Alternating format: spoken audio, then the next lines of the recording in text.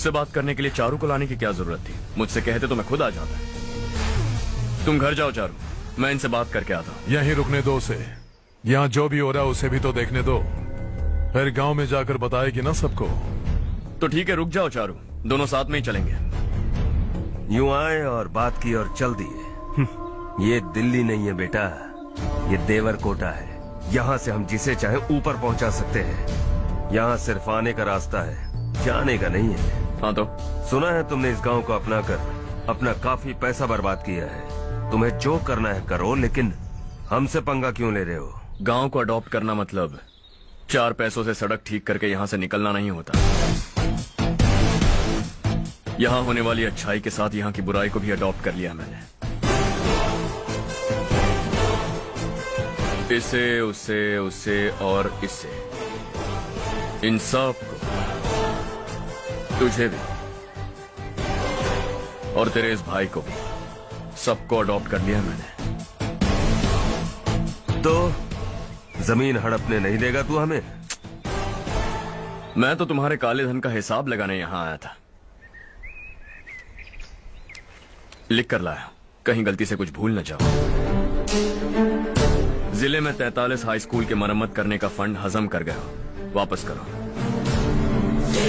72 सड़कें सैंक्शन हुई हैं, उन सब के पैसे तुम खा चुके हो। रिलीफ फंड में मिला 350 करोड़ रुपया, वापस करो। कुछ साल पहले डेयरी स्कैम में तुमने 20 लोगों को जलाया और इसके अलावा 23 लोगों की जान ली, चाहे इंसान हो या जानवर। उन सब के परिवारों को पैसे देने होंगे। 11 गांव की खेती के लिए बनाया गया तालाब भी तुमने हड़प लिया है। शर्म नहीं आती तुम्हें? सबको एक एक पाई लौटानी होगी। नहीं लौटाया तो जिंदा गाड़ दूंगा सबको।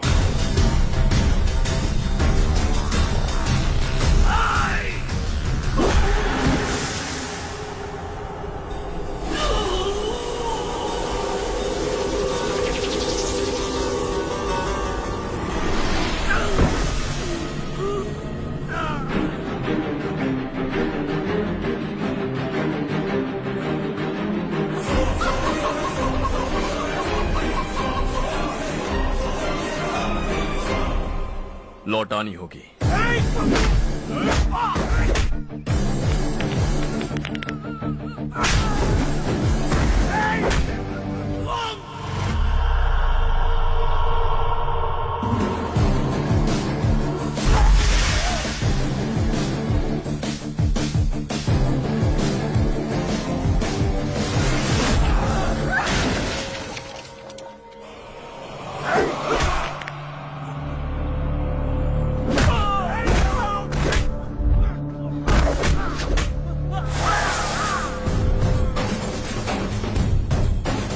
तुम लौटाओगे।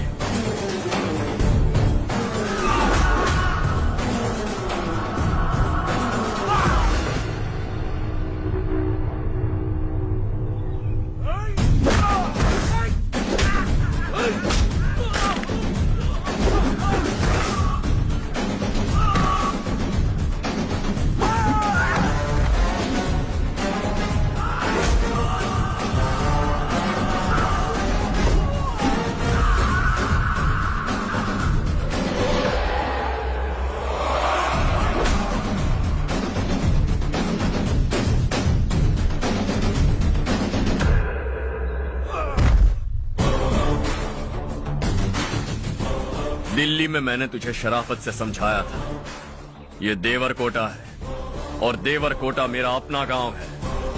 यहां मार दूंगा तो कोई पूछने भी नहीं आएगा। चलो चारू।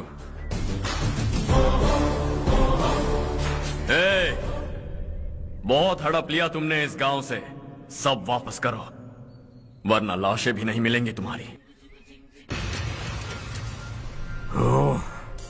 अगर उसे पहले ही मार देते तो आज ये दिन नहीं देखना पड़ता। दिल्ली में मेरे ही घर आकर मुझे ही धमकी दे गया वो। अगर ये बात तुझे पहले ही बता देता तो ये सब न होता। अब वो यहीं पर है, फिर भी हम कुछ नहीं कर पा रहे। हाथ पे हाथ धरे बैठे हैं। थोड़ा दिमाग लगाओ, किसी भी तरह ढूंढो उसे और जाकर उसके टुकड़े कर दो। वो मुझे पहले भी मिला था पापा, चाचा ने मुझे 2 रिपोर्टर्स को मारने के लिए भेजा था, वो भी था वहां पर। मुझे पीट कर वो उन दोनों को बचा कर ले गया। और सच कहूं तो आपके मिनिस्टर की पोस्ट जाने की वजह भी वही है। हजारों करोड़ों का मालिक रविकांत का बेटा है वो। रविकांत का बेटा? भाई मेरे को तो अभी उससे बहुत डर लगने लगा है। आज शाम को वो तालाब के पास जाने वाला है ताकि तालाब का पानी गांव वालों के खेतों तक पहुंचा सके। हेलो, क्या हाल है रवि? कौन बोल रहा है?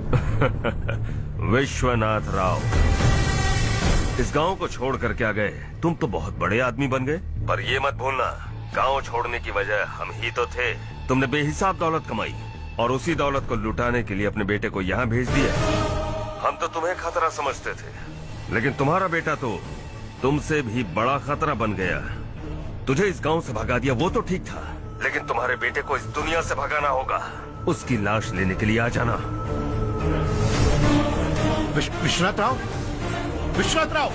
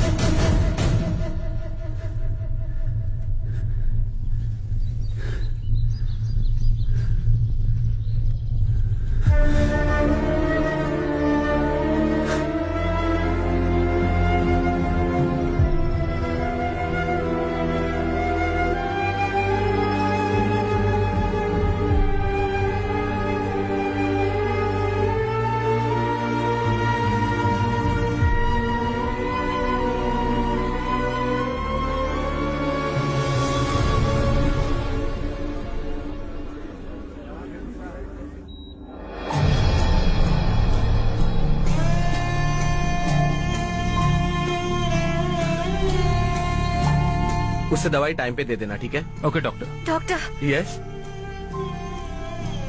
हर्ष को कुछ भी करके बचा लीजिए। He is my life. Please doctor. We are doing our best, don't worry.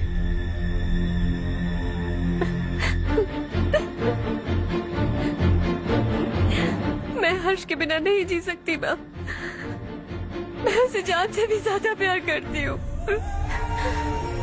तुम ये कह रही हो कि तुम हर्ष को पहले से जानती हो? जानती हूँ, हम कॉलेज में ही मिले थे। हम एक दूसरे के बिना नहीं जी सकते। जब मुझे पता चला कि वो हमारे गांव के रविकांत जी का बेटा है तो मैं उससे दूर होने लगी माँ। वो मुझे बिना बताए यहाँ पर आ गया माँ। उसे यहाँ पर देखकर मुझे लगा कि वो मेरे लिए आया है, इसलिए मैं उससे और दूर होने लगी। लेकिन वो मेरे लिए नहीं, इस गांव के लिए यहाँ पर आया था। वो अच्छा लड़का है पापा, आपसे, मुझसे, इस गांव से भी अच्छा है, बहुत अच्छा है।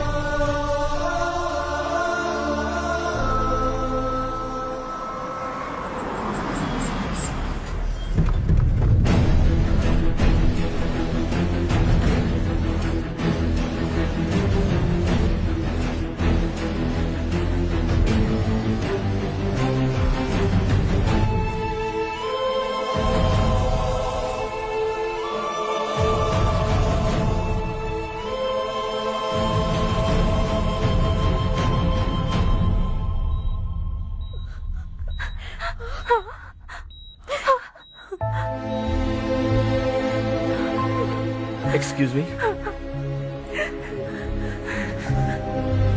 मैं हूं डॉक्टर गणेश। इन्हें 2 जगह स्टैब किया गया है, काफी ब्लड लॉस भी हुआ है। हमने सर्जरी की, नाउ इज ऑल राइट। इस हॉस्पिटल को इन्होंने अपनी देखरेख में बनवाया है। I felt very happy for what he was doing. इन्हें इस हालत में देखकर मुझे बुरा लग रहा है। I am sorry sir.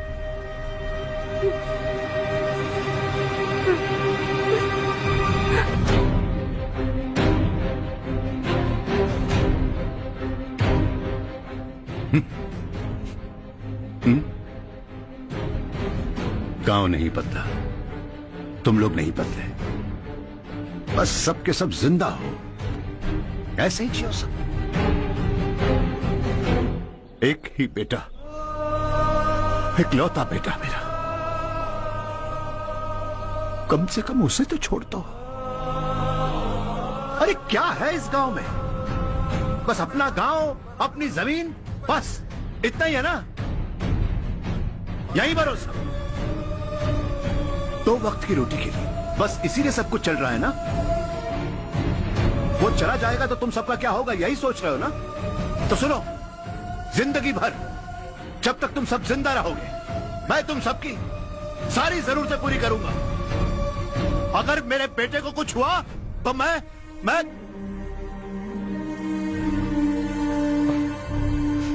देखो, मैं हाथ जोड़ता हूं, मेरे बेटे को बख्श दो। मैं तुम सबसे अपने बेटे की भीख मांगता हूं, प्लीज।